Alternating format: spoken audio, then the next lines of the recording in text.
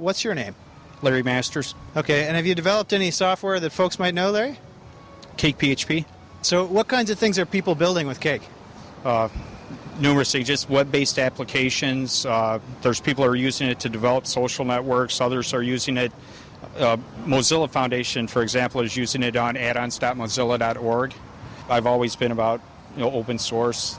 I used to own a company and made a lot of money with it, and this is kind of my way of giving back to open source community. What's the coolest thing you've seen in recent memory?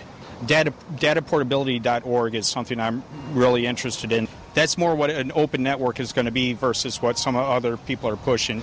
Is there any technology that you would love to have in this world today that's not currently available? Yes, we've actually got it scheduled for Cake PHP. It's in version 4.0. We call it MRD, which is mind recognition development. You can read more about it on our website. What's it do? You just think and the code writes itself.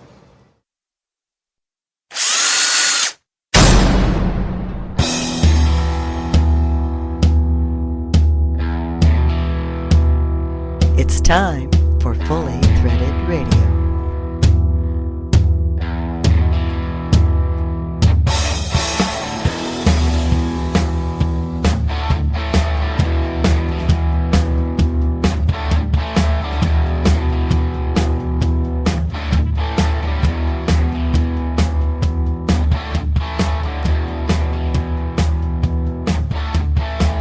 It is Fully Threaded Radio, voice of the FCH Sourcing Network.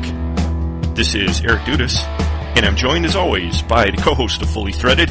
He's the inventor of the industry-renowned FCH Scrubber software, and he's also a guy who secretly envies the people who came up with the trilobular fastening concept. He's Brian Musker. Brian, how are you? I'm fine, thanks. I'm not sure how much I envy the people who I've had to deal with them. I'm not sure if I envied them, though. Come on, admit it. No. Hey, it's episode 16, everybody, and we'll be uploading this to the Fully Threaded website on December 9th, 2010. Thanks for joining us. It's the last episode of Fully Threaded for the 2010 season, and it's a real full one. Here's today's lineup. We'll get things kicked off with Mike McNulty of Fastener Technology International magazine, and he'll be presenting the Fastener News Report. Then we'll hear from Holden Lewis, industry analyst from BB&T Capital Markets. We'll move on to our featured guest of the day, and he's publisher and editor of Distributors Link magazine, Mr. Leo Coar. We had a great conversation with him, and he goes back a few years in this business. Yeah, he does. Then we'll take the pulse of the international fastener scene with the president of Fidelis Fasteners. He's Fully Threaded contributor Rob Lucas, and he's making a rare appearance in his hometown of Chicago today. Right. He has a number of towns you could almost call hometown. Hong Kong's one of them. That's true, but we've got him on Fully Threaded today. So, it's another odyssey into internet broadcasting, fastener talk radio greatness. What do you think, Bri? Well, an odyssey into, that'll do. We're treading where no one in the fastener industry has tread before, but that's... okay. Boldly? Or boldly going, yeah, should I say. We welcome your comments, and you're welcome to contact us anytime at the email address ftr@fullythreaded.com, and also check out our Twitter account, which is Fully Threaded. We hope you'll become a follower there and check out some of our occasional posts that we make into the Twitter sphere. And you can also see us on Facebook, and you can subscribe to FTR Fully Threaded on iTunes. And if you have a BlackBerry, you can, and if it's one of the newer ones with the podcast software on it, you can look up Fully Threaded Radio on that and listen to us on a BlackBerry. That's right. We sure do appreciate all the subscribers that are joining. We are hitting a little critical mass here, I see. The snippet that we played at the beginning of the show today is the audio from a YouTube video that I found, and it's from a guy by the name of Larry Masters, and he got himself involved in the open source community, and I just kind of got a kick out of that particular video for obvious reasons. What'd you think, Bri? Well, you picking on Larry Masters, I mean, you should say that our connection with him goes back 12 years. He was our very first ISP before Fasteners Clearinghouse was even a twinkle in anyone's eye. Well, that's true. I wouldn't say I was picking on him. I think the concluding statement of the audio there is fairly outrageous, but I just couldn't resist. He indeed was the first ISP that we used when we got into business, and we co-located some servers with him, and he was a heck of a good guy. Haven't talked to him for years, but I just couldn't resist. I know, we used to go out and meet him in one of these little country restaurants, actually, down south of Chicago. That's right. He was always thinking. Well, you can check out the whole video on YouTube, and if you just look up the name Larry Masters, we'll also put a link to that on our Facebook page. I should say I'm really still looking forward to the time when computers will program themselves, but I haven't quite found it yet, especially not relating to fasteners. Yeah, I had a hunch you were going to say something like that. Right. Yeah. I mean, I would love the computer to be able to recognize that when someone writes cap SC, that we all meant to know it's a cap screw, and the scrubber is meant to know that as well. Well, with that thought, why don't we point out the fact that we're the people who bring you FastenersClearinghouse.com, and we're a search engine for industrial fasteners. Your purchasing and inside sales team is welcome to use our database anytime. When they need to do searching and sourcing for hard-to-find fastener inventory, you can access the database at www.fastenersclearinghouse.com. We'd also be thrilled to become a sales channel for you, and I know we can bring you some extra sales. Brian and I are continuously working to improve the database and the service, and that's something that doesn't happen automatically by itself with mind recognition, does it, Brian? No. I wish it did. What have you been working on since the last episode? Well, actually, lots of things. As recently as an hour ago, I was putting in some little tweaks into the scrubber, actually, to recognize a different type of abbreviation for a socket set screw. But mainly one of the biggest changes comes from a talk I had with a couple of our members, Rich Cavoto from Metric and Multi-Standard, and our other friend at Metric Screw and Tool, and they really suggested we should really split out our one single category of socket cap screws. So I've tried to avoid it for a while because it's a fairly complicated change, but over this weekend we split up the big group of socket cap screws into flathead socket cap screws, button heads, and ordinary socket cap screws.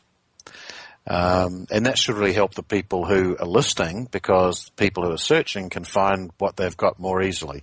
Existing Fasteners Clearinghouse members don't need to do anything for their inventory to be updated. Is that correct? No, it's all been done. It's all been done. Outstanding. Well, the continuous improvement goes on here at Fasteners Clearinghouse. And speaking of improvement, we've had very strong activity since the Thanksgiving holiday, and I think that's partly due to the market just being in a good place right now, but I think we also picked up a nice bounce from the NIFS show.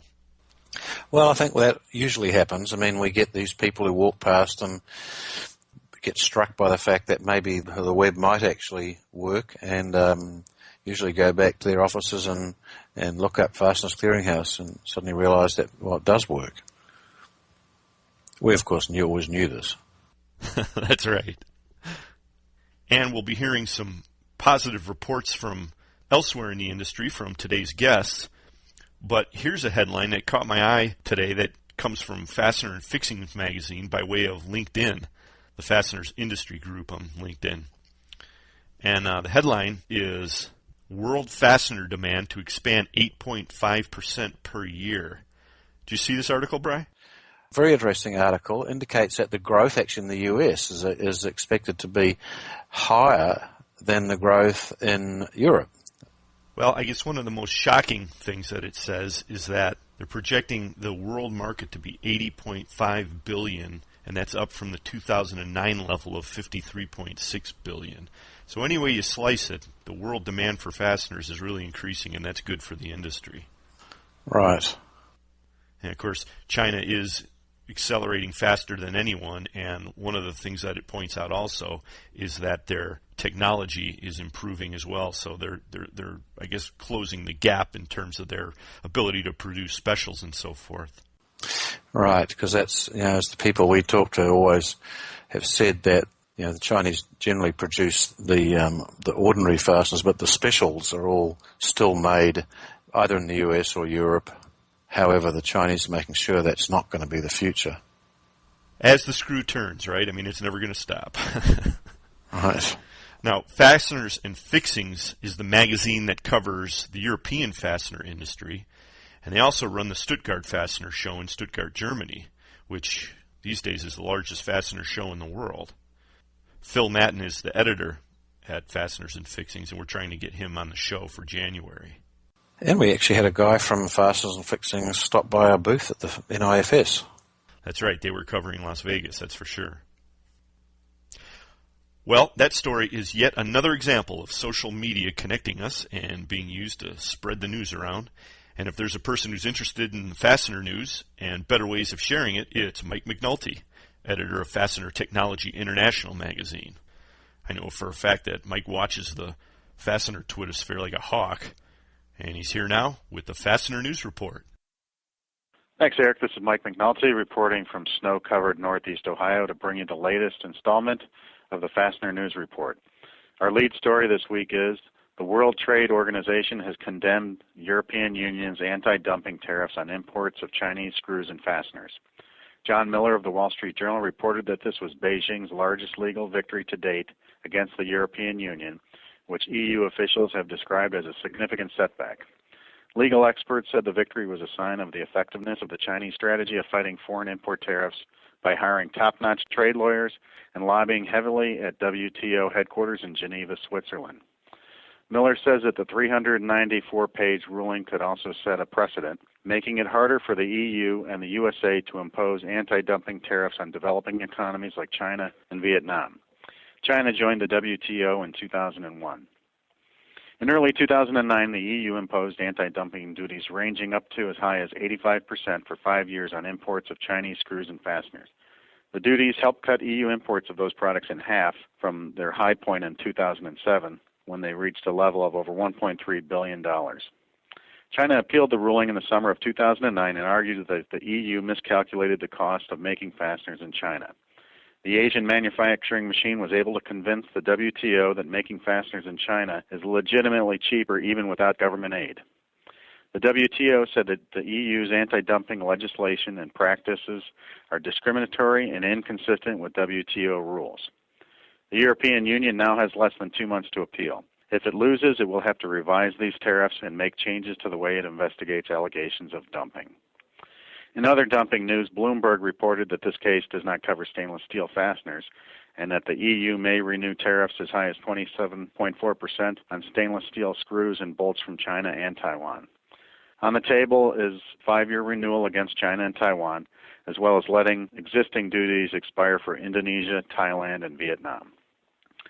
My editorial positioning on dumping, which is exporting below cost with government aid to get market share, is clear. It's unfair, it happens, and the offender should be punished quickly and severely. Unfortunately, there are inherent flaws in the current processes for handling these cases. The investigations take too long, cost too much money. Analysis is conducted by bureaucrats that are not immune to corruption or ignorance or incompetence. Job loss and company failures usually occur before the situation is fixed, and some charges are phony or politically motivated. The goal should be to quickly find the truth and deliver punishment without exerting loads of energy and money. I don't know the solution, but I do know that we need a simpler, quicker, and clearer process. Now on to our Fastener Newsmaker highlights. Paul Bedrika of Magni Industries was named the 2010 winner of the FTI Technical Achievement Award for his development of a single-coat, zinc-rich fastener coating system to replace zinc plating and trivalent passivation. Bedrika is a senior design associate on the Magni R&D staff. This award was created several years ago to honor people that are responsible for major technical developments related to how fasteners are made, distributed, or used. The whole story can be read on page 16 of the December 2010 issue of Fastener Technology International, which comes out in the middle of the month. The Fastenal Company announced that it has declared a one-time dividend of 42 cents per share to be paid in cash on December 6th to shareholders of record at the close of business on November 24, 2010. The company expects to resume its practice of paying a semi-annual dividend in cash in the next year, 2011. Acklands Grainger Incorporated, Canada's largest distributor of industrial safety and fastener supplies, announced that it has entered into an asset purchase agreement to acquire the Nova Scotia and New Brunswick businesses of Wellesley Industrial Products Amalgamated, a distributor of industrial construction, MRO, and safety products. Acklands Grainger expects an incremental sales contribution of about $14 million in the next year. Terms of the deal were not disclosed. The Industrial Fasteners Institute in Independence, Ohio, is now offering 2 online learning opportunities, one on the basics of fastener metallurgy and the other covering the heat treatment of steels. These self-paced courses were developed by Professor Michael Pfeiffer, and they are written in such a way that the student does not need to have a technical degree to grasp the subject material. For details, visit indfast.org and click on the Online Course tab. The IFI is also accepting nominations for its annual Soaring Eagle Awards, which were created to recognize individuals within the fastener industry who have made major contributions in advancing technology, providing notable leadership, or providing extraordinary service to the fastener industry. Nominations will be accepted through the end of January 2011. More information on the award criteria, a list of previous recipients, and the nominating form is available at their website, indfas.org, under the Information and Link tab. Spiral has formally announced last summer's election of Jeffrey Cole as chairman and CEO and William Hunt as president and COO of Spiral International Corporation, North America. Cole succeeds James Shaw, who retired last month. Also, Spiral announced that Russell Randant, vice president of production technology, was elected to be a director of Spiral International. Worth Service Supply Incorporated, part of the Worth Group, has achieved ISO 14001 certification at its locations in Indianapolis, Atlanta, Grand Rapids, and Greenville, South Carolina. The Motley Fool, found online at fool.com, recently published an analysis of several fastener distributors, and it found that Fastenal is doing the best job of creating value when compared to Barnes, W.W. Grainger, Lawson Products, and MSC Industrial Direct. MSC finished in second place, and Lawson Products brought up the rear based on a unit of measure called EVA momentum. Portland Bolt and Bossard AG are now offering online tools for fastener professionals. A bolt weight calculator can be found at portlandbolt.com, and Bossard has created its Fastener Calc application for use on iPhones and iPads. You can buy it for $2.99 at iTunes. Now on to fastener events on the horizon. When it opens next June, Fastener Tech 11 will include several seminars, meetings, and activities of interest to fastener manufacturers, distributors, users, and industrial suppliers, which will complement the 2-day exhibition. Some of the events that are included are as follows: a heat treat seminar put on by Professor Richard Sisson of Worcester Polytechnic Institute, Daniel Herring, the heat treat doctor from the Herring Group, and Fred Specht of Ajax Taco Magnathermic. Also to be offered is a fastening technology workshop put on by the Fastener Training Institute. The Women in the Fastener Industry is holding a meeting which will be moderated by Mary Lou Adderman, president and owner of the Adderman Company Incorporated. There will be a fastener surface finishing track of seminars and a keynote speech organized by the National Association of Surface Finishing, who is hosting a co-located trade show at the same time. A panel called Dozens of Fastener Buying Tips will be offered and organized by globalfastenernews.com, and DDI System will present a seminar on fastener distributor strategies to boost sales and efficiencies by using distribution software. Turning to the back page of our report, I have 3 stories. First up, the Morning Journal, a Northern Ohio newspaper, reports that Kelco Products Company, a family-owned and operated company in Sandusky, Ohio, has fought the trend of American manufacturing being sent overseas by making parts that offshore companies either cannot or will not make. Even though Kelco's fasteners are not found on the shelves of home improvement stores like Lowe's or Home Depot, their parts are found in all sorts of places, including machinery made by Caterpillar, John Deere, and Komatsu.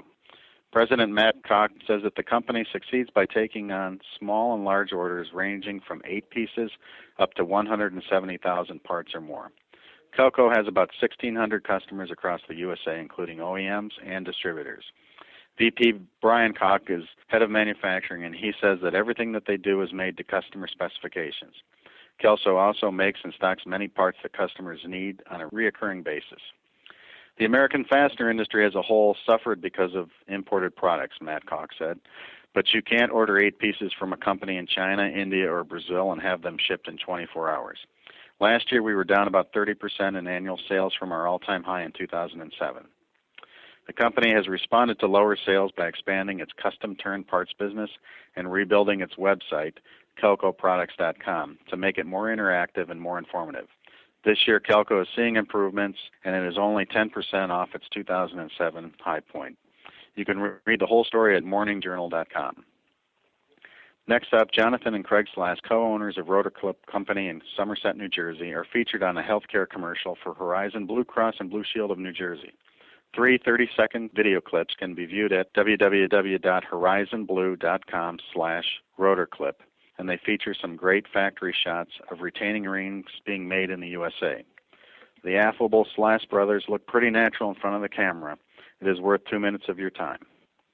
Finally, William Bennett and John Cribb have assembled a list of 12 great reasons to love a great country. The country, of course, is the USA, and this final month of another tough year is a nice time to revisit some good things about our country. Things like freedom, rights, differences, living standards, leadership, and generosity. You can read the entire list at nationalreview.com. The story is also linked on our website, fastenertech.com. This has been Mike McNulty of Fastener Technology International bringing you the Fastener News Report. Please submit your news, comments, corrections, or complaints to me at McNulty@fastenertech.com. Holden Lewis is up next, then Leo Coar of Distributors Link. Fully threaded.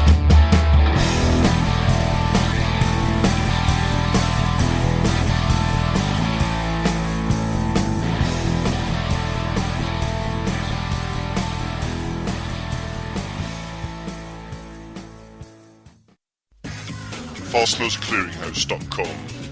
Search and source from over 500,000 line items, all just a mouse click away and available at no charge. When the need arises, you won't find a better place to locate hard-to-find fastener inventory. It's where you need to be. This is Joe Truckee of Cal Fasteners, and Fasteners Clearinghouse works for us. This is Robert Wanzer, and Fasteners Clearinghouse works for American Imperial. This is Andy Pell from ScrewCrew.com, and FCH works for the fastener industry. Join the sourcing network now and show your inventory to a whole new market. Turn slow movers into cash. List up to 10,000 line items. Show them to distributors only or to the world. FastenersClearinghouse.com. It's where you need to be.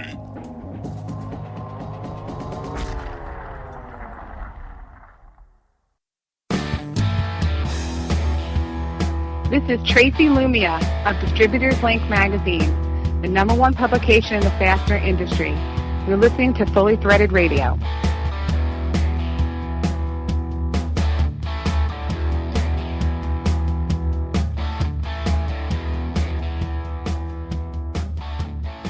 ...2010 has been a year to remember in terms of the economy and the market.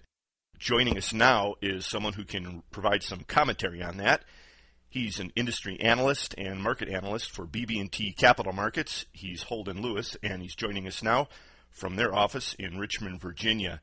Holden, welcome back, and thanks for talking with us again. Always nice to be here. Thanks for taking the time, Eric. As I just mentioned, and I'm pretty sure you'd agree, 2010 has been quite a year. What are you seeing right now from your perspective, and why don't you give us just a little bit of a summary as we kind of roll the year up? Sure. The best part about 2010 is it's going to be one of those years that you'll want to remember, which is certainly different from how 2009 played out in the later part of 2008. But I'm happy to report, as we've been having these conversations, obviously I think the year has gotten better and better as we've gone along, and in what's likely to be our last discussion of 2010, I'm happy to sort of report that that's still very much the case. Again, just taking you through the data points that we think are important, they are all continue to be in very healthy territory. The one that we view as being a leading indicator, the ISM's Purchasing Managers Index. This is a reading that anything north of 50 suggests that the manufacturing sector is expanding. Anything south of 50 suggests it's contracting. The November reading was at 56.6. That is a very healthy level, especially considering we're a good 15 months or so into recovery here. So, the ISM, which tends to be a nice leading indicator on the industrial space, continues to be at healthy levels. And that's not just in North America. It's also a global fact. The global PMIs sit around 54. So, again, leading indicators continue to suggest that the manufacturing environment is pretty healthy in North America as well as globally. The metric which was more directly relevant to your listeners, industrial production that we measure, that's still up a relatively robust 12.7% in the most recent October reading. Better than that, that reading is still showing some nice sequential increases. Industrial production, which is the best real-time measure of what your listeners are seeing, that's still up a very healthy level. Now, all of these things have been decelerating a bit, but that's normal as we get deeper into this recovery and as the comparisons get somewhat tougher. But the measures are very good, and I think to take that into a broader concept, I think what 2010 will be remembered for is starting out as a year where people were still in cutting mode, shifting into a mode where companies are more inclined to sort of sit and wait and see. And I think as we're closing 2010 out, I think that we're in much more of a growth mindset among most companies that I deal with. If you talk to the distributors I deal with, Fastenal, they're back to adding stores. They're back to adding people. MSC is doing very much the same thing. Grainger is in growth mode.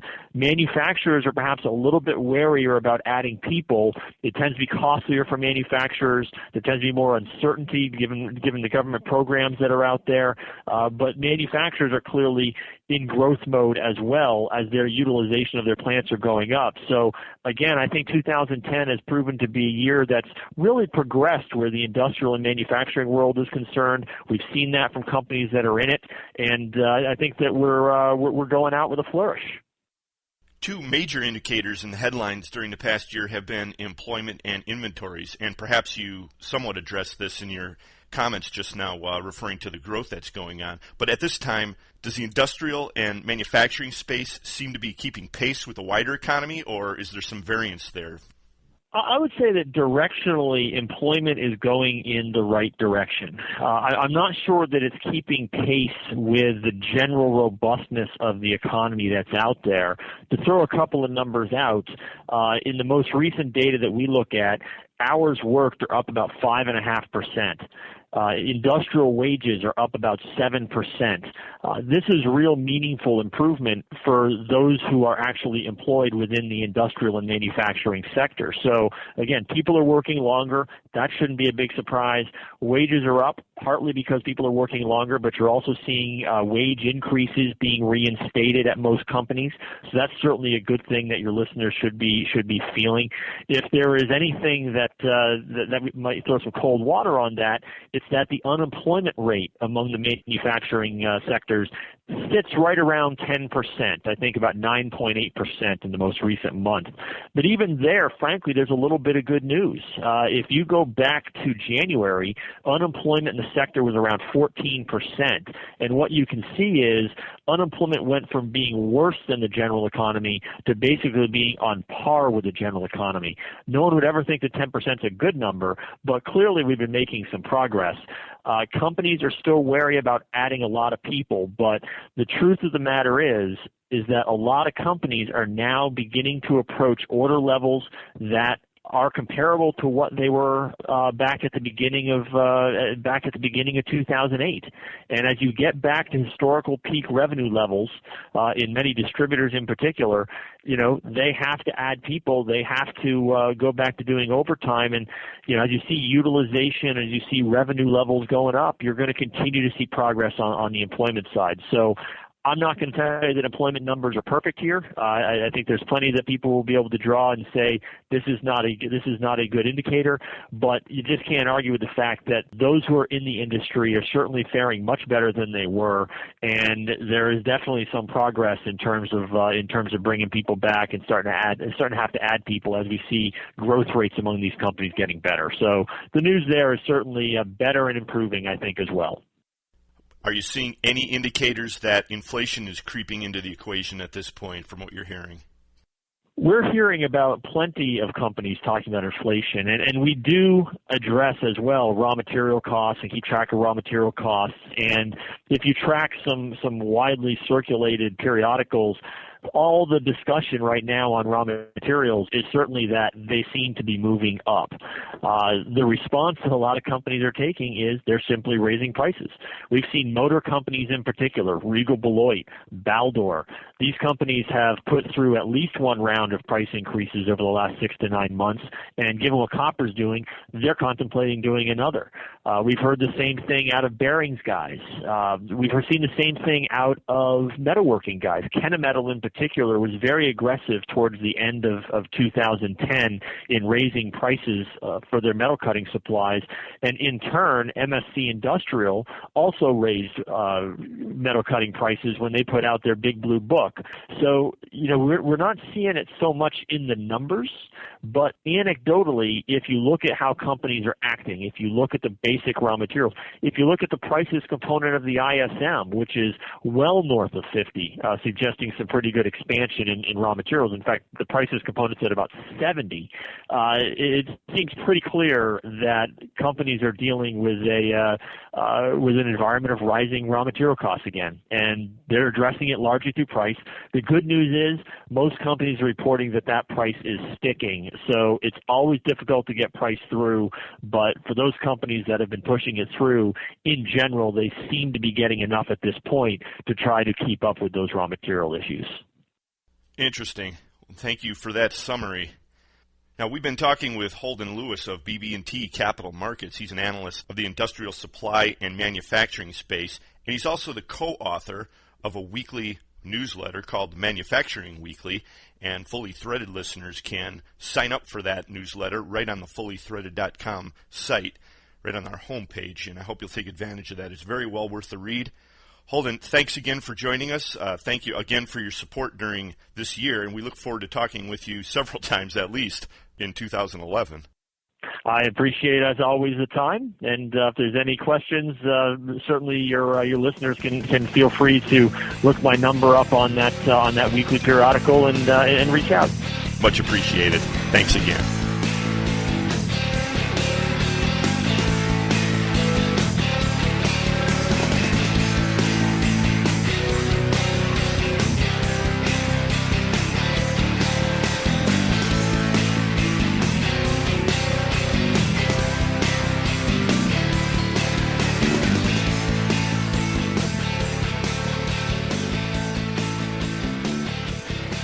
Anyone who's been working in the fastener industry for any amount of time knows about Distributors Link magazine. It's the national magazine for fastener distributors, and it's published quarterly out of Naples, Florida. Joining us now is the editor and publisher of Distributors Link magazine. He's Leo Coar. Leo, thank you so much for joining us. Thanks for calling. Appreciate it. Leo, we've talked to you several times at some of the shows and gotten to know you a little bit that way, and of course we've run some ads over the last few years with you for FCH. What would you say is really the mission of Distributors Link magazine? How do you define that? The magazine is for fastener distributors and about fastener distributors, and of course we include the manufacturer too. So we try to put a lot into each issue that distributors will like and get something out of. They're not going to get everything out of every article, but they'll get something out of one or two of the articles. So that's our mission, just trying to give as much information to the distributors as we possibly can.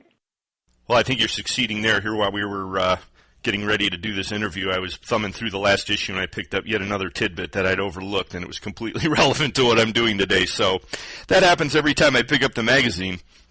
How did you get into this business in the first place? Well, I started in the industry in 1954. I came out of the Navy after the war and started working for Southern Screw Company. I was an outside salesman, and I didn't think there was going to be a great future there. And ultimately, I was right. Southern folded, but I became a rep in the early '60s and went in my own business and as a manufacturer's agent in New York City, New Jersey, and Long Island. Did that for a few years, and there was a need for a national rep agency, and doing it a certain way where the companies that we represented would get call reports on every call that our salesmen made, and we did that for up until 1975. 74 was one of the best years in our industry. 75, everything fell off the roof. Everything collapsed. If you remember back that far, the industry was in bad shape in 1975, and we had this agency was going really, really well. And of course, the lines we represented, they fell on hard times, and so we had to break up it was called Combined Enterprise at the time, and we broke that up, and most of the sales reps were on their own. And I went back to repping in New York and New Jersey, and one day I said, there's no magazine for our industry. I don't know why that hit me, but I said, I got all these contacts all over the country from Combined Enterprises. And we had visited so many people through the years we had that agency, and making sales calls with our representatives across the country that I thought, I know a lot about this industry, a lot about suppliers, and a lot about the customers. So let me put together a magazine, and we did. And there was no magazine at the time. And the same month that we did a magazine, another magazine opened up, and it was funny that we were competing with another guy at the same time, but he eventually dropped out of the marketplace. And for a long time, we were the only magazine, and just started to build and grow. My partner, Mary Ann Marzocchi, you've met. She and I put this together. She worked for Southern Screw Company too, in the earliest, as did my wife.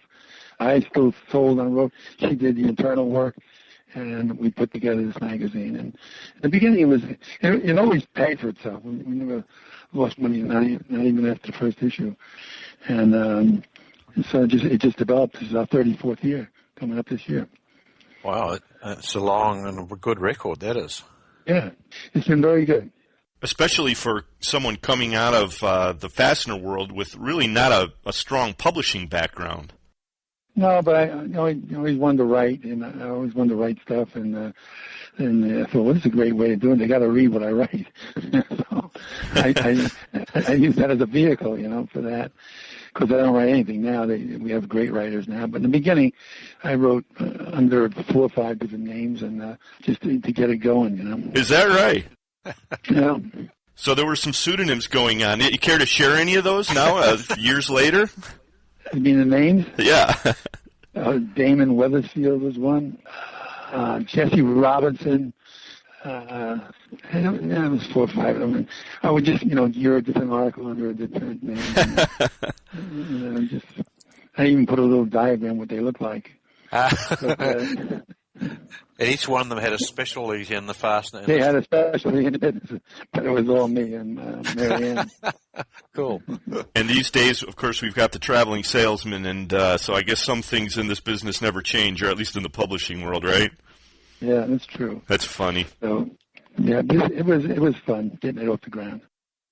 Well, there's another aspect that you're covering, and even in the days before there was such a thing known as social media, you've been doing that for quite some time, haven't you? Because Tracy Lumia, of course, she's the sales and marketing manager for Distributors Link, and she's in attendance at, it seems like, every Fastener-related event, snapping photos of everybody, and then you run them, and people get a big kick out of that, don't they?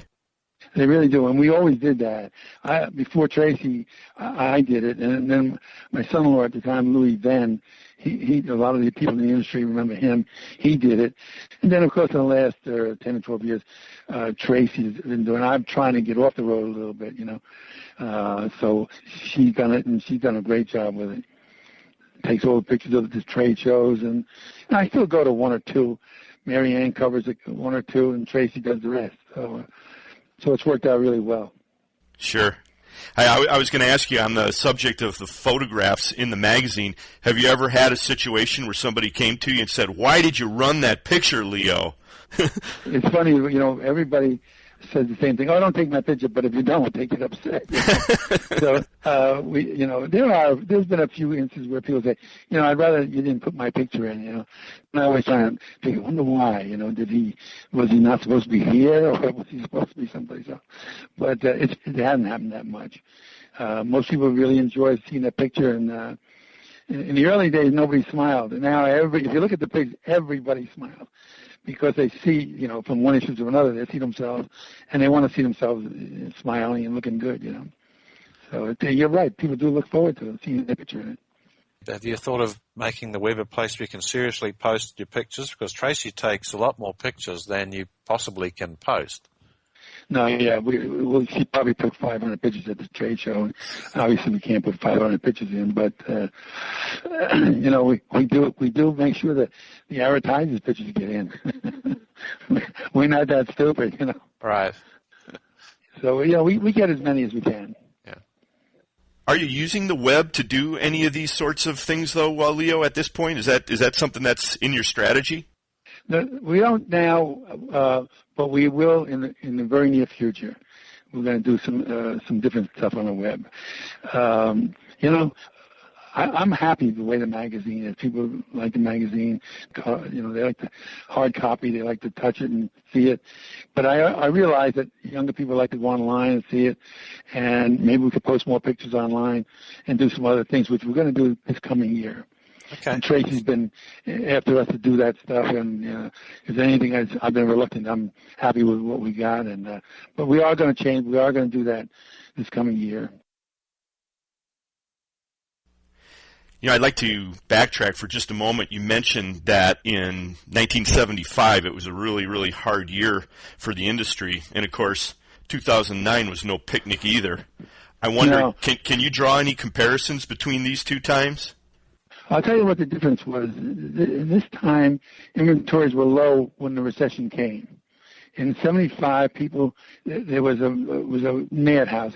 People were ordering the same item in 2 or 3 places. So everybody thought they had all this business. And when the crash came, people had large inventories, and they had orders coming in that they had to cancel. And the manufacturer had to, how do I cancel? Wire was on consignment. Couldn't get wire. At that time, I had a factory making stainless dowel pins and stainless threaded rod. And the only way we could get raw material was we had to buy a certain amount. We had to load it in, and it was more raw material than we needed. But if you didn't buy it, you couldn't get it. And that's what everybody in the industry did. When the collapse came, the recovery was a long time because we had to get through all that inventory and all that wire, and so a lot of people didn't make it. You could buy the finished product at the cost of wire. So it was really bad. We closed that one factory up, and as did a lot of other people. That was a crucial year for this industry. So in that case, it was worse than it is in the last 2 years. How long did it take the industry to recover after that? It took a good number of years to get back on its feet again. And a lot of people closed up. A lot of people didn't make it. And this time here, there's been some closures, but basically people haven't had the debt that they had then. They didn't have the inventory. They kept lean. They laid some people off, and they were able to get through it, a good portion of them. So back then it was a lot of closures. It was not a good time. Of course, we were dealing with an entirely different inflation profile at that time as well than we are currently. Sure did. If you remember, back then the interest rates were, 17, 18%, and you couldn't get money, and it was tough times. I suppose one of the other big differences would be that we were a little bit stronger on the manufacturing side of the equation. Wouldn't that be true? Just go look at it, and just look and see who was there then and who's here now. You'll see how bad it was. A lot of people, it was the beginning of the closure of a lot of domestic manufacturing. Not the beginning, but it happened fast after that. And a lot of people just couldn't make it and couldn't get money to operate. And it was a lot of quiet closures. So are you seeing a little bit of an uptick now in 2010 over 2009, which is what a lot of the distributors are reporting? Well, that was a great show. The National Industrial Fastener Show was a great show for us and a lot of other people. We just talked to so many people, and everybody optimistic that businesses are coming up. Not like it was, but it certainly is coming around. A year ago at that same show, it was like, holy cow, this is like everybody was depressed. It's no good, it's this, that. Now, everybody we talk to say, it looks like it's going. Our business is up, we're doing good. There's also a weeding out process. People have gone away, and there's more business for the individual that are left. So, I think the show was a great show, and we had a great experience in terms of the optimism that was there. Yeah, we noticed that too. Just the people who talked to us, there were more people smiled. Okay, there's not a lot of smiling. It's like the old days again. Not quite there, but it was not too. Last year was pretty glum. It was glum, and this show was. I think it was one of their best shows in the last 5 years. It was just a great show. And they do a good job putting the show on. And I didn't hear any complaints from the exhibitors. I talked to a lot of exhibitors, too. I think this thing with the mill supply might work out, too. More people, even though mill supply houses aren't really in the fastener business, I think it might work for them.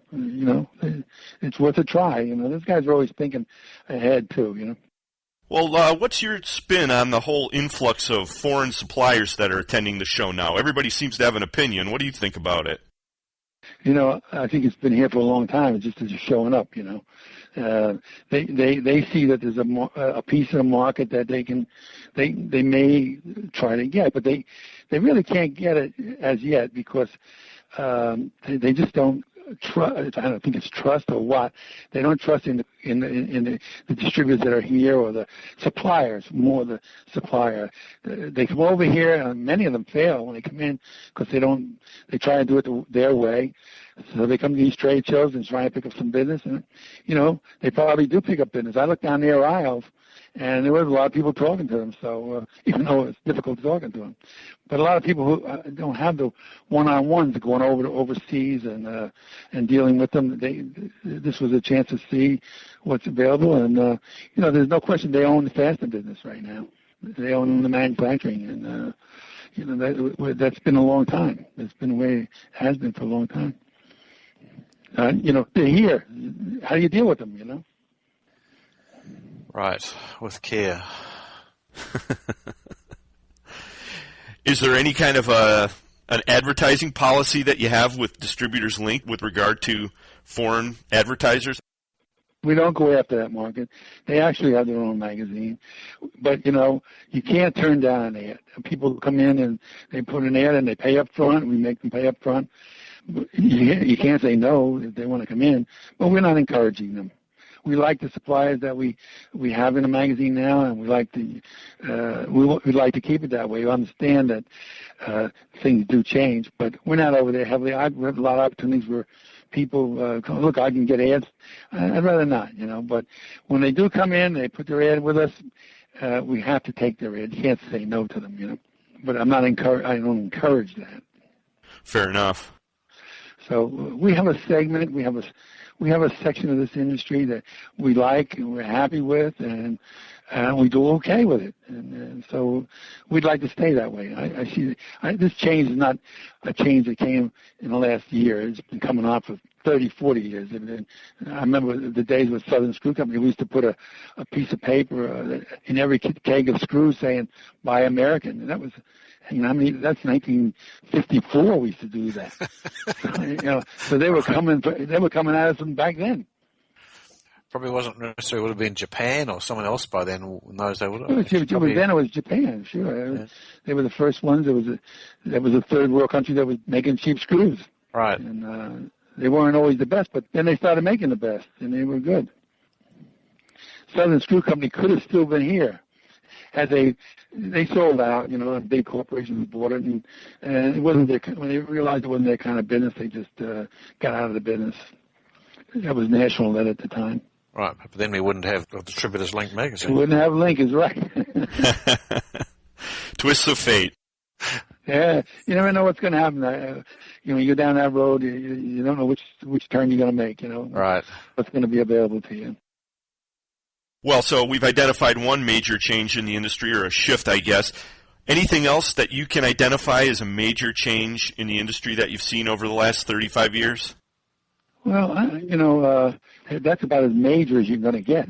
Domestic manufacturing gone, and imports, what are they, probably 90%? Import maybe more, 90% of standard fasteners. Now, the special fasteners I represented Rockford Screw Products for years in Europe. It was one of the greatest companies I ever represented. They can make products nobody else can make, and they couldn't make it. They can't make it. Nobody can make it. But the big change in the marketplace was manufacturers selling direct to the user, and those people who are smart enough to say, I see distribution coming in, and I want to sell distribution only. Those are the people still around today after 30, 40 years. A lot of people they couldn't get it, and they had to, that distribution was taking the market over, which is what happened. Distribution owns the marketplace. Now, of course, the foreign suppliers trying to take that piece away from the distributor and take it away from the supplier to the distributor here. But I think that's going to be a little longer coming. Not too many people wanted to sell distributors years ago, and it was only there was only a few people bright enough to see the future of where it was coming at that time. Yeah, those crystal balls are always in short supply. Well, they are, and the people who made that decision back then, they were hurting for a couple of years until all of a sudden it started moving their direction. Well, another thing that happened was the domestic manufacturer no longer wanted to stock material for their customers. So they had their own OEM accounts and they would stock it. Well, I remember the decision on many manufacturers saying, I don't want to stock anymore for you. It's got to be, give me an order and I'll ship the order and I want to get paid. That was a big change in the marketplace. All of a sudden, distributors said, hey, I'll stock for you. I'll stock it and keep it in stock and I'll ship it to you when you need it. And that was a big change. That came over quite a few years, but boy, look where it is today.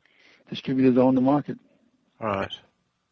One of the early interviews we did was one of the guys was talking about the difference, and actually it was a business opportunity, and he was pointing out that is not the case in China, where the manufacturers in general sell directly to the end users, and that they're attempting to see how they could introduce a system of distributors like in use in the US.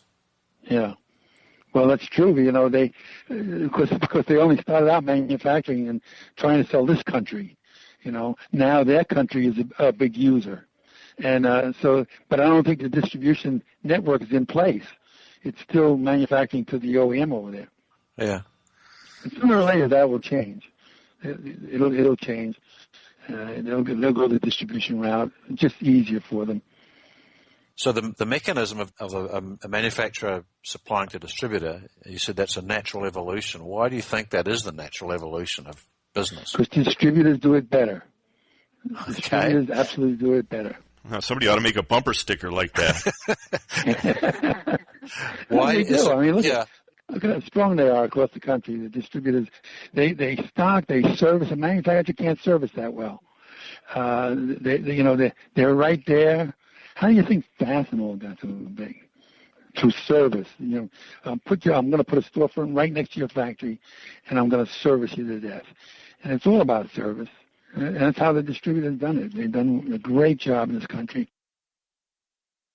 Now, Leo, I don't want to put you on the spot too much here, but I'm going to ask you from where you're sitting, what do you make of this whole trend towards social media and some of the technologies that are coming into play and that the distributors are starting to put to work in this industry? What do you make of all this? Well, we do a story almost every issue on some of that. We try how to use email to increase your business. We're doing a story this issue a little bit on Facebook and how companies are using Facebook to get out to their marketplace. The distributor that understands that is going to be still here. The guy who doesn't is not going to be here. And that's where it's going. It's where it's going. Right. It doesn't mean that you don't stock the product and ship it. It's what you have to do. It just means that you're going to get to the consumer. You make a phone call to a customer today, and they're busy or they can't handle the phone call. You make an email to them, and you get a response within 15 minutes. I mean, I'm sure you see that yourself. Oh yeah. I mean, people just find it easy to respond to email. Actually, when we first set up Fasteners Clearinghouse, one of the options we had for communicating was a fax number, okay? Because that was considered, 4 years ago, it was considered a really important number. Right. Well, We dropped it out actually about a year ago. We ceased to even bother about it. We had like one person, I think, asked us about it, but the emailing has just become so much easier than the whole mechanism of a fax. Yeah, the other thing we use our fax for is the local luncheonettes fax their menu every day. Right. Well, you mentioned that you've got a story about social media in the upcoming issue of Link. What's on the cover of the next issue, and what do you have in store for us? Well, it's a company called Pencom, and I haven't gotten their article yet, so I'm not sure which direction they're going. So I don't want to talk about it yet. But we'll follow that when we get the story and see which direction they're going in. But it's a good company, and our covers are sold out over a year in advance. Right. So the Pencom is going to be on the winter issue, correct? That's right. That we're getting ready for that now. We close on that the 1st of January, and it comes out the 1st of February. Okay, cool. Probably most of the listeners in our audience are on the mailing list, so everybody will be receiving that. Right, I would think so. Yeah, oh yeah. Everybody gets in the industry. As you know, you talk to anybody, they know Link Magazine. That's 100% true. Now, there's one other thing we can probably say is a pretty blanket statement, and that is that Fastener distributors and everyone related seems to enjoy a good bottle of beer every now and then. And one of the things that we discuss frequently here on Fully Threaded is that subject. And I was wondering, did you ever think about kind of putting out your own Link brand of beer? No, there's too many beers on the marketplace right now. Well, I was thinking, if you did have a beer, what would you call it? Well, it's already called Coors. Coors. Right. And Coors beer is a good beer, let me tell you. Well, I think it's spelled differently, but I get the point. What do you think of Leo's Link Lager? Yeah, right. If I was going to make one, it would be a duplicate of Guinness. That's my favorite. Yeah. Ain't nothing wrong with that. No. Well, we're going to keep our eyes open for that next issue of the magazine, and we sure do appreciate you joining us here on Fully Threaded, Leo. Well, thank you very much for the opportunity, and I'll be seeing you at the shows. You will do that, and we look forward to your magazine because we read it carefully too. Appreciate it. Rob Lucas comes on next. Stick around.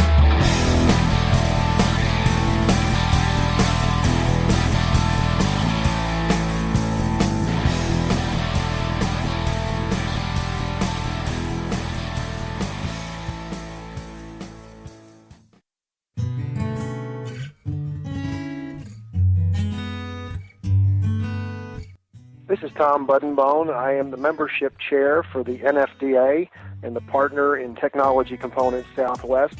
I'd like to invite you to consider membership in the NFDA.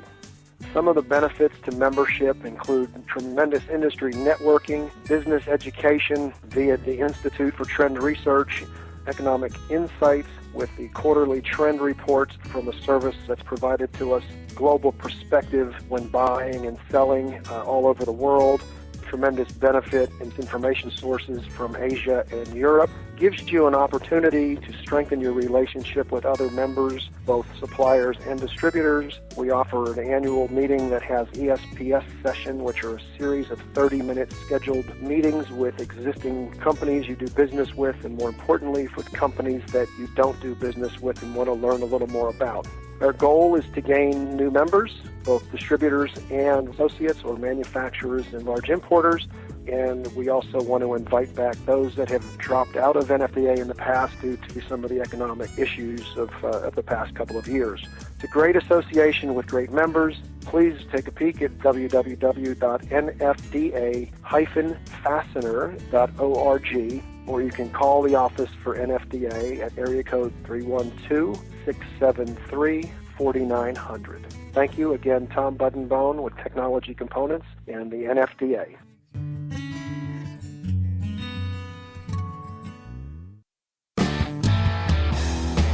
This is Rick Porter with Mid-Valley Distributors, the largest stocking distributor of fasteners in Central California. If we don't have it, weld it.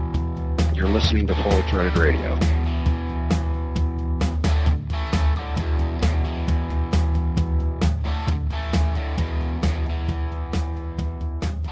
We're joined now by FTR contributor Rob Lucas. Rob, how are you? Good. Eric, Brian, how are you? Doing well, mate. Thank you. Hey, we haven't talked to you. I think it was Vegas last time we saw you. What have you been up to since then?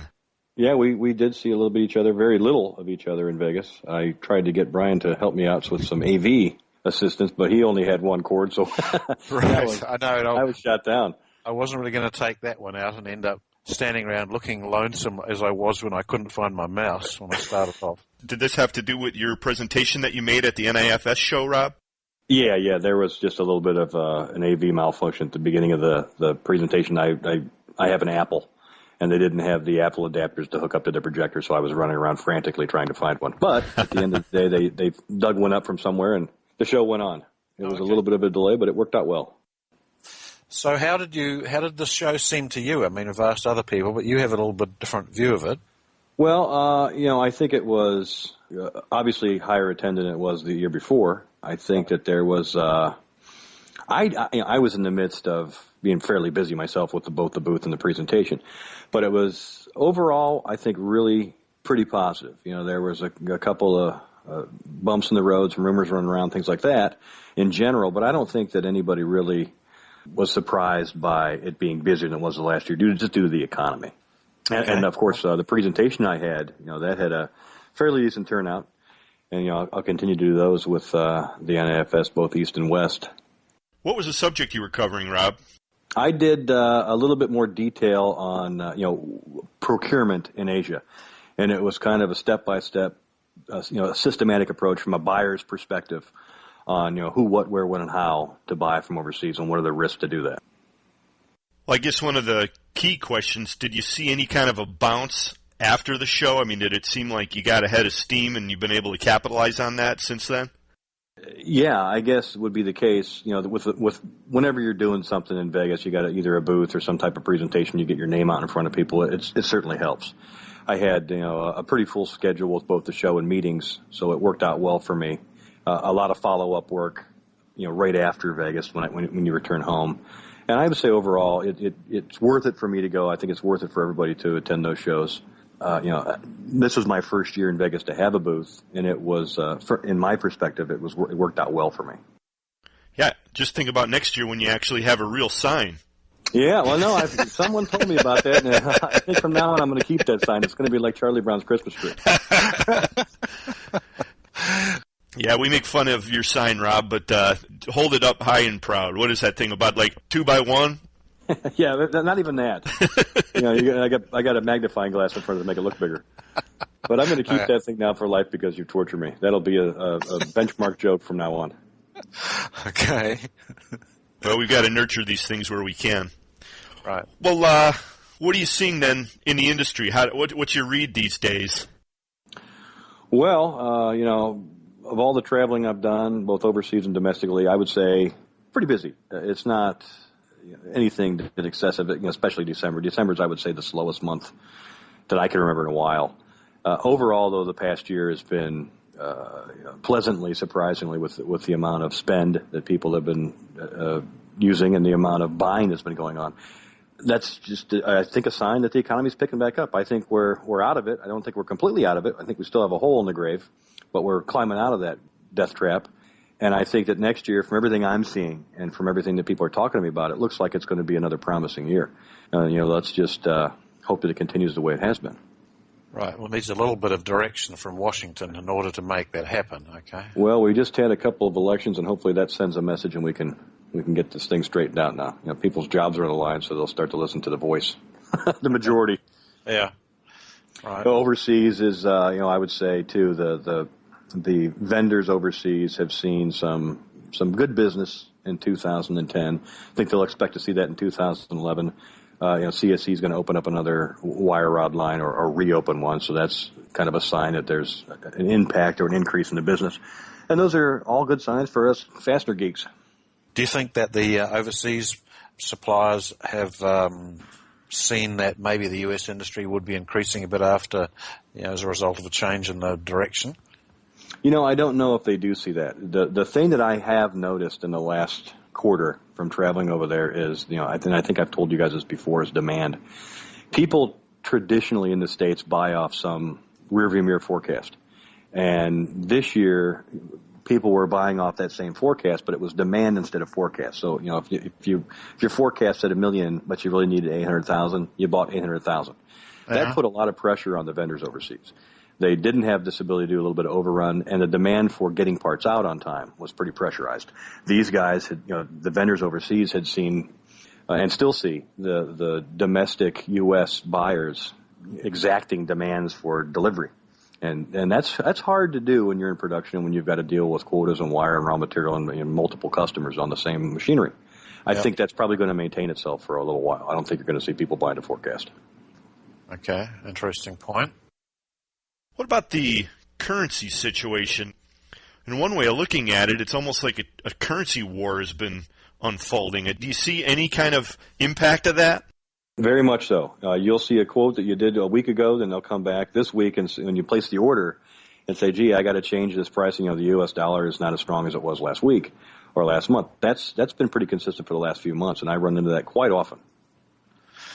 Well, the reality is, though, that the euro has sagged a relative of recent too. So, all you've got is that China and Russia trying to create another universal currency that's not the dollar or the euro, and good luck to them. I mean, China's got a lot of might. You're right. I mean, well, it does, right. But it isn't a place that people want to go and put their money yet. Despite all the talk, the reality is, if you only got to, end up in some town and somewhere in the world, and the only note they ever want to see is a US dollar. Okay, if you haven't got their local currency, they don't want to see a Chinese yuan or a ruble or a euro. That's right.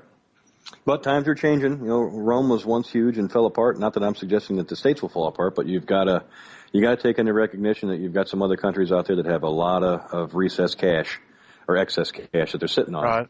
Yeah. That drives the market. That drives the stock market. Look at the Hong Kong market versus the NASDAQ. It's night and day, depending on what's traded. Right. Yeah, but Hong Kong is really the public side of the Chinese currency market, isn't it? It is indeed, but that's a pretty good sign of what's behind them.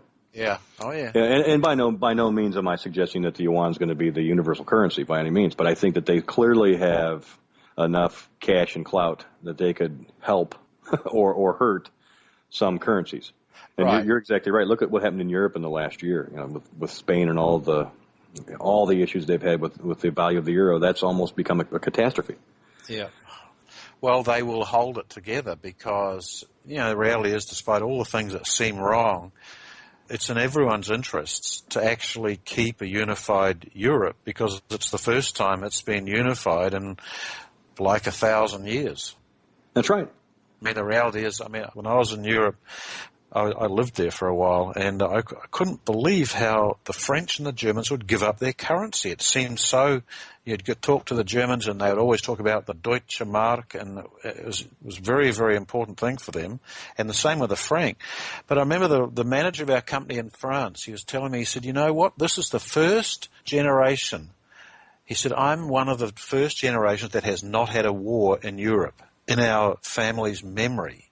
There's always been a war." And he says, "If this is what it takes not to have a war, we'll give up the franc in a heartbeat." And the Germans, to them it was they gained sort of respectability by going into the Eurozone currency zone.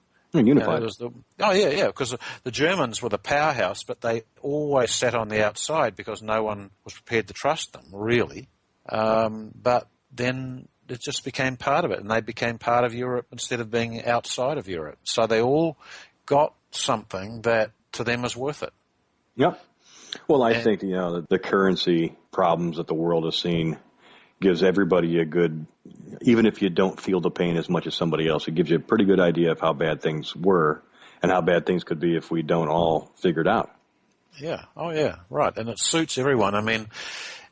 Despite all the problems of the euro, the fact was that when it was introduced, it just became easy to travel around Europe. You could, wander into, trying to find somewhere where you get currency in Italy is nearly impossible. You end up getting things in cigarette shops. Right. And So you could just wander into your local ATM, and even if you had an account based in Dallas or Chicago, out would come Swiss francs or Italian euros. The world has certainly changed in the last... Oh, it's had a huge impact, and it's got to impact trade as well. And all the talk of China, it's still China has a very large interest in making sure that the US currency doesn't sag, because it means its investments sag. That's exactly right. It's exactly. Plus, they rely on the demand here quite a bit too. Yeah, that's people tend to forget that, and that's part of that. Well, let China be and let US be. It's almost symbiotic. They both have to have each other at this point. Yeah, of course. I guess one of the big headlines, I don't know if you guys heard it yet, but it was in Mike McNulty's report at the top of the show, the recent ruling by the WTO against the EU and in favor of China as it stands. What's the fallout of that, Rob? 6-1 and pick 'em. Yeah, I really don't know the answer to that. I think it's going to change the dynamic on how China sells and produces parts, clearly. I don't think anybody has any real good idea of where it's going to lead just because of the economy. And demand is the key to everything. If you're not making stuff and you're not buying stuff, the rest of it doesn't matter. If everybody's going to sit on their money, it kind of leads back to our last discussion about, currency rates. Doesn't matter how much you got or what it's called if you're not using it. Right. Also related to demand, I guess, there was out in the Twittosphere by our friend Chris Donnell of Scanwell recently. He was talking about the reduction in the fleet size. What kind of an impact is this having? What's your take on that, Rob? Well, if you saw Chris's remarks, it's much more accurate than mine. I get most of my information on freight from him, but yeah, you're into winter rates for the ocean carriers, and they pull off ships off the ocean to do maintenance for them. And in theory, they pulled off more ships than normal this year, and there could be an argument that's put out there that they did this in order to increase the rates to it. Yeah, I mean that was kind of the rub that I think he was trying to impart, is that this was being done really to kind of artificially blast rates back up to almost to compensate for some of the losses they had taken last year. Well, they took them for the last 2 years. They're making their money back now. There's no doubt about it, and it's a monopoly to some extent. I mean, granted, there's several ocean carriers, but they still all act in the same fashion. So you're dictated by their rules. It's the same as railway would be in the States. Whatever the rail charges are, what you pay. And I think that these guys are going to try to make some of their losses back. They're moving a lot of ships back from the states that are empty, or they're full of containers that are empty. They could always buy some product in the U.S. and send the ships back full. Exactly. They could. That would be the ideal world, but I don't know if that's really going to happen. Unless we can find some way to make stuff cheap. Right. I saw a guy, this is kind of a funny topic about that. I was talking to a guy in Vegas, and he said to me, he brought up the idea for the topic, U.S. manufacturing gone away, and guys like me were promoting overseas. And I said, look, I grew up by American. I'm a U.S. citizen. I'm for the American. I still am. But the world has turned. And it's the bottom line is people are buying things overseas. And I said, how many TVs do you have at home? What difference does that make? How many do you have? He said, I have 5. I said, well, you have 5 TVs at home. You go out in the States and you open up a TV manufacturer where you can make a 50-inch TV for $1,500, and I'll make you a millionaire. And he looked at me and I said, it can't be done. You can do that. You can't do those kind of things here that you can do over there. And the rub to all that really isn't so much that we can't do it here. It's that we force that. If you go into your Best Buy, which you're always seeing packed, everybody's in there. They're still spending money and they're buying these things. But if you went into Best Buy and you saw a $6,000 TV, they probably wouldn't be buying them. And that's what we've driven it to. We want a lower price. We want more. And now here we are. So, it kind of silenced the discussion when I said that to him. Yeah. I had this discussion with other people, but it was to do with the fact that, that's a mentality that is part of the U.S. thinking. It's not necessarily mentality overseas. It's not the mentality the Germans have at all. I used to see that when the electronics goods in Germany are very expensive but extremely high quality in a way that you wouldn't even see the stuff in America that you can buy in Germany. Right. But they would think nothing, or should I say, they would expect to go into a place and pay $2,500 for a stereo set, okay? Mm-hmm. And it would be pure digital and all sorts of things, and it would not be marketed in America because they couldn't sell one here.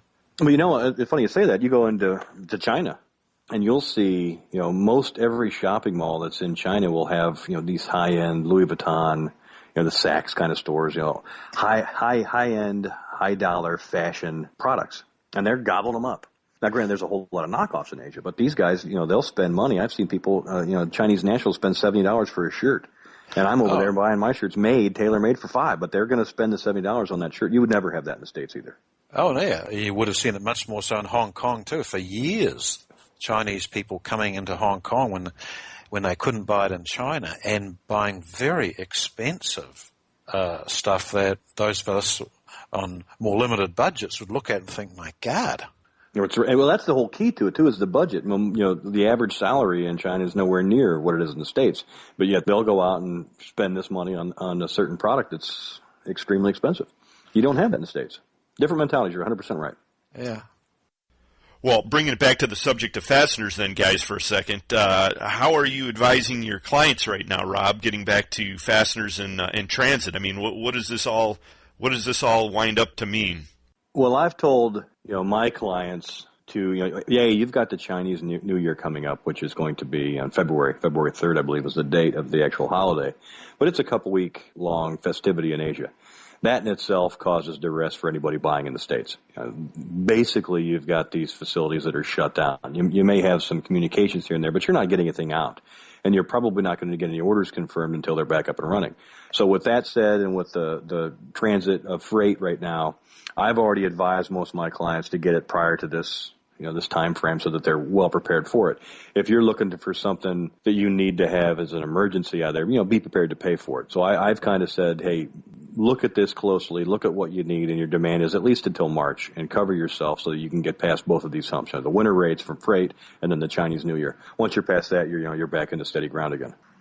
And that's not easy to do. I mean, it's easier for me to say it than it is to do it. Got it. Now, I guess as long as we're talking about things you're advising your clients, let's point out that you actually write, what is it, a quarterly newsletter, or is it a monthly newsletter for your clients? Yeah, I do a monthly newsletter for my client base. It's a lot of information I've gathered from trips overseas, discussions with vendors, discussions with customers in the States, news articles, a lot of Asian governmental, both India, Asia, Southeast Asia kind of governmental publications I look through, and I pull out what I think is pertinent to what we do and to what my clients would use. And I try to keep them, and it's pretty detailed. And Eric, I think I've copied you on it in the past. It's a pretty detailed report that paints out some specifics that relate specifically to what they need to look at or what I think that they're going to see in the future. And I try to keep them updated as much as I can. Sometimes the news isn't all that exciting, but I still pump it out every month. And that goes to all Fidelis customers? All my Fidelis customers it goes to. It'll also start going to the GFN customers, Global Fastener Network customers.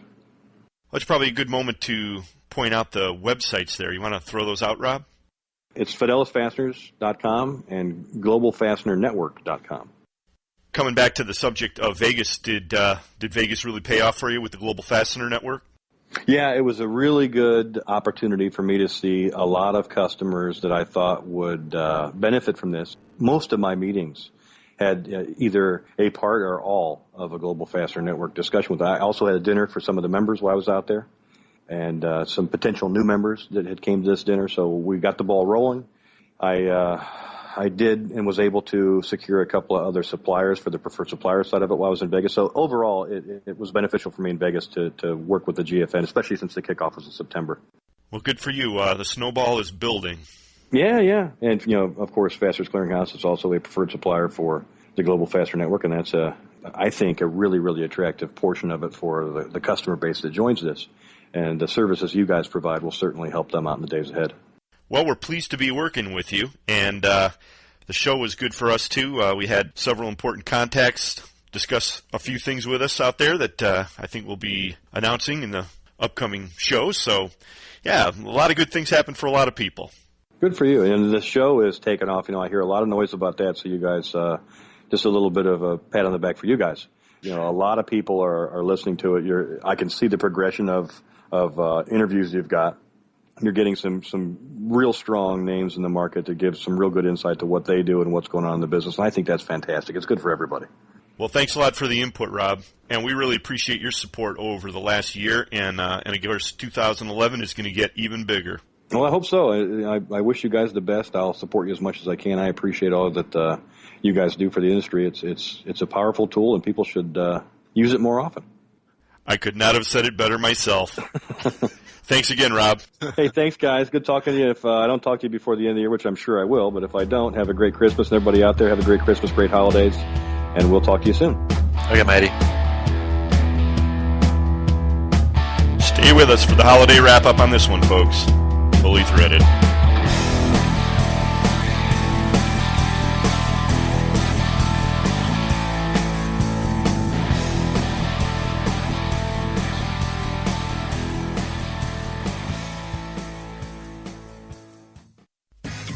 FastenersClearinghouse.com. Search and source from over 500,000 line items, all just a mouse click away and available at no charge. When the need arises, you won't find a better place to locate hard-to-find fastener inventory. It's where you need to be. This is Joe Truckee of Cal Fasteners, and Fasteners Clearinghouse works for us. This is Robert Wanzer, and Fasteners Clearinghouse works for American Imperial. This is Andy Pell from distributors.com, and FCH works for the fastener industry. Join the sourcing network now and show your inventory to a whole new market. Turn slow movers into cash. List up to 10,000 line items. Show them to distributors only or to the world. FastenersClearinghouse.com. It's where you need to be.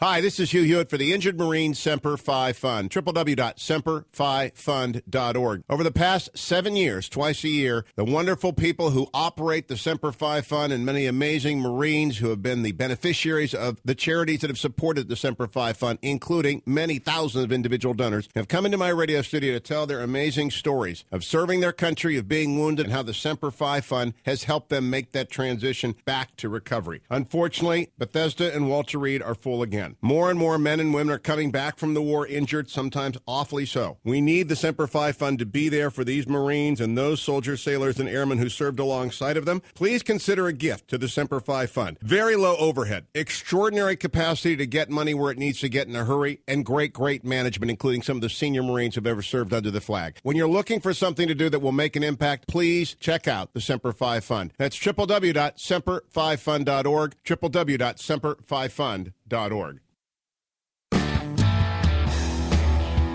This is a traveling salesman at Fastener Talk, fastenerblog.net, and you're listening to Fully Threaded Radio.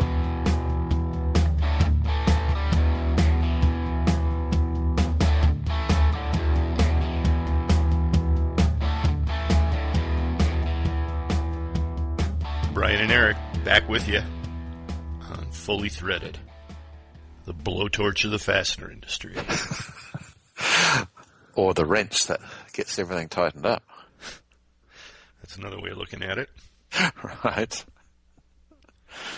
Well, listening to you and Rob go on about all of these international experiences that you've had really makes my international travel kind of seem pretty meager. Oh, yeah, mind you, you've seen some interesting countries, though. It just wasn't through work, it was the difference. You see it a slightly different way. And, when I just saw the interesting thing, which I hadn't really seen, which was the desire in Germany to really, the view of America still as this manufacturing powerhouse, even though it isn't anymore. People remember it as it was. And they still prefer to buy from America. Yeah, it's a pretty good advantage. Well, there's something to be said for the old world order, too, isn't there? Yeah, actually, going back to that, we mentioned a little bit earlier in the podcast, fashion fixing, and I was rereading the article. It's really written by Will Lowry. He's the guy who stopped by our booth and talked to us. Really nice guy. But it's a really interesting review of the American NIFS West show from a European person's point of view. And it's a really good read, actually. It's at fastenfixing.com. But specifically mentions things that we don't really notice, which is the fact that to a European, it's sort of strange that people actually stand in the aisles and talk to each other and solicit people who are walking by from their booths rather than waiting for someone to come up to them. Interesting. Yeah, these are all, I guess, subtle mannerisms that are different from country to country. Yeah, and I speak for a guy who, like Will, who may not have been in Las Vegas before. Arriving into the glitz of Las Vegas is sort of probably something you don't forget for a while. Yeah, there's nothing like Vegas anywhere in the world. Well, I hope we can get out to Stuttgart. That's one of my goals. I don't know if it'll be this year or not, but one of these years we're going to get out there, and I sure would like to experience that. And our conversation with Leo was really, really interesting, too. What do you think the odds are that right now Leo's twittering all his buddies and letting them know about his interview? I'd say pretty, yeah, I don't know. Slim to none? Right. Yeah, but it was great to talk to him, and some of the comparisons that he made between these days and the mid-'70s were, I think we can all take it to heart because, hey, we rebounded from that. Right, yeah, that's an interesting lesson, actually, that, no matter how grim things look, I mean, a country as a whole is a very resilient sort of thing. It bounces back from all sorts of horrific things. Yeah, good point.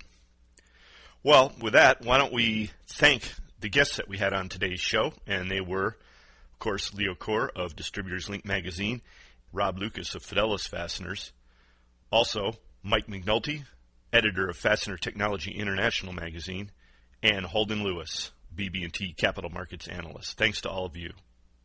And thanks to our listeners as well. We hope you'll let us know how we're doing. Communicate with us anytime at the email address ftr@fullythreaded.com. Also, check out our Twitter posts under the handle Fully Threaded. Right, and remember, from the Fully Threaded page, if you want to, you can still sign up just to get Eric's handouts from the talk he gave at NIFS West. Don't hesitate to do that. Eric will be happy to send them to you. And very happy. Right, very, very, very, very happy.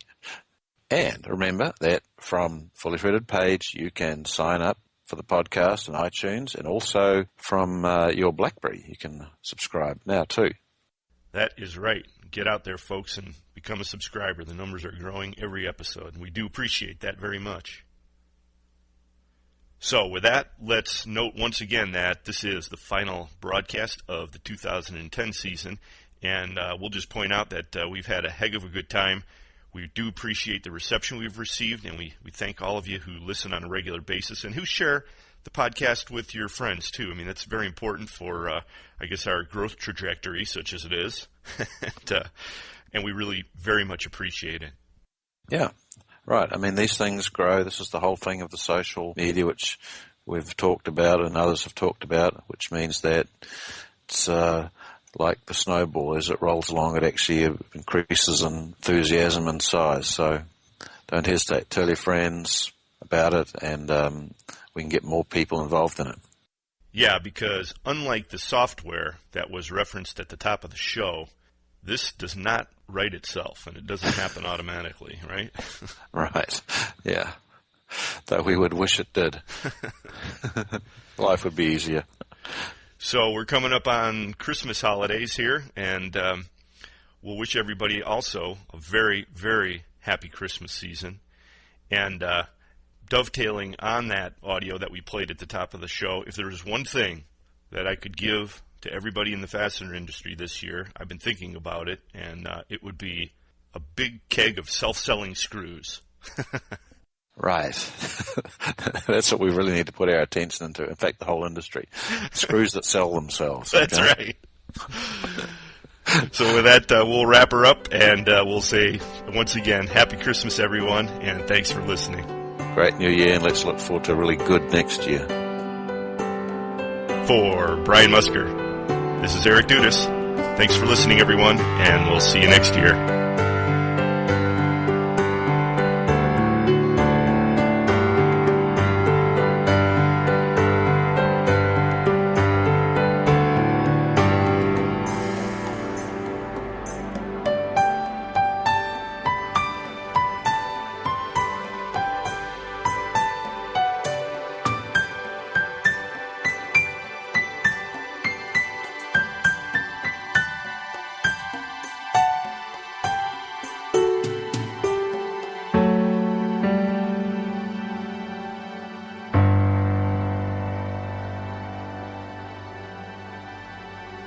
Fully Threaded Radio is a production of Fasteners Clearinghouse. Music provided by Audionautics.